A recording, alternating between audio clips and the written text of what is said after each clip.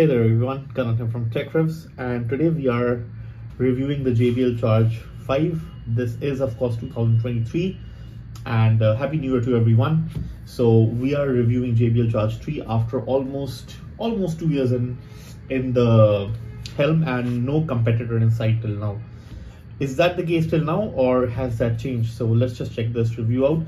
But before that, like and subscribe to my channel and check out the links for any buying links so that you can get the most updated pricing. All right, so you can see the box over here. It's got the Bluetooth 5.1 logo and it's quite well packaged actually. And this is a sort of a box you can keep it with you. It doesn't come with too many things, which is very common for Bluetooth speakers. Just a USB-C charger. Thankfully it has that. Some pamphlets, and finally the speaker that comes in it, and that is mostly about it. Now let's move on. With the unboxing out of the way, let me just take you through quick specifications. I think most of the media has covered it, but still, it's got Bluetooth version 5.1. But to be honest, it seems a little bit weaker than this to me. The Wonderboom has a slightly better, although this being like 5-6 year old speaker, this has slightly better range for some reason. I don't know why. 20 hours of claimed battery life. I'll say at about 50 to 60%, this should give you around 18 to 20 hours of battery life. So that's really good. It's gotten on, what Hi-Fi gave it 5 out of 5. So that's really great. And of course, it's got IP6 and 7 waterproofing, which is waterproof and dust resistance. So, and yeah, this also acts as your power bank. So if you're into that, if you want to keep your phone charged up on the go, this is the right one to get for yourself. And I bought this particular unit for a price of about 14,000 rupees. So it's a really great deal at about 14,000 rupees and definitely a must buy. But let's just check out how does the whole thing actually look like, and before we kind of make up the decision. So let's start with the sound test, and then I'll tell you a little bit about the application that we have and how does the equalizer work in that, and then I'll tell you finally my conclusions. Now this is a default equalizer setting, and I have connected it to my iPad, and as you can see, the audio is at around 20% or probably less than that. And let's play this track and see how does it look like, and we'll keep on increasing the volume.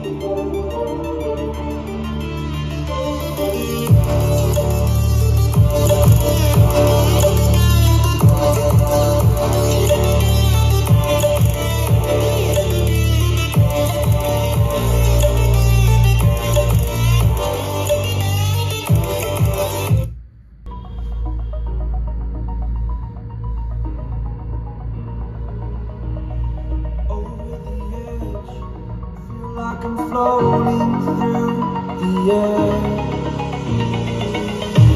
The pain I felt is paid for, all is said and done. Oh, I am restricted, fixed upon the web. I need to kick the habit that my mind is breathing in. Break out, I've got to see. Spent all my life holding all of it closely. I played it innocent, a feel of discontent. I'm finally facing it all, fearless.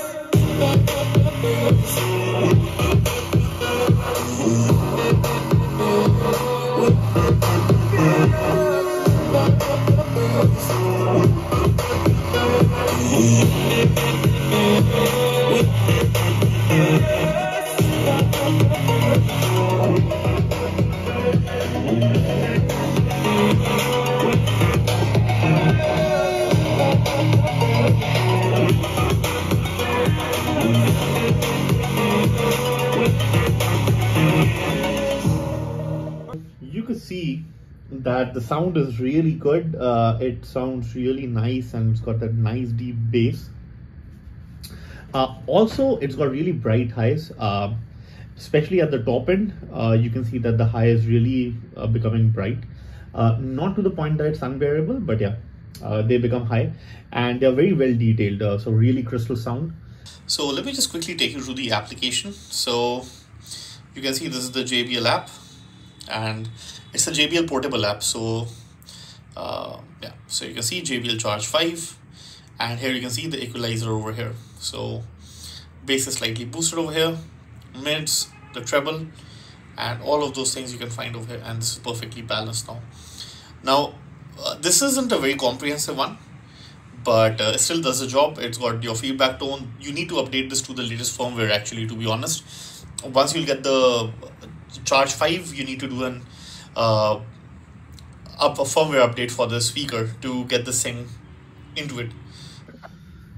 Now, should you get this or should you get one of its competitors? Who would I describe as a competitor to this? It would be the Bose Flex. I heard the Bose and this both in the Chroma store and eventually ended up buying this. So yeah, at least in my books, Bose is not exactly better than this, but yeah, it is a competitor if you take it in that sense. What else? There are not too many speakers actually in this range. There's XB33 by Sony.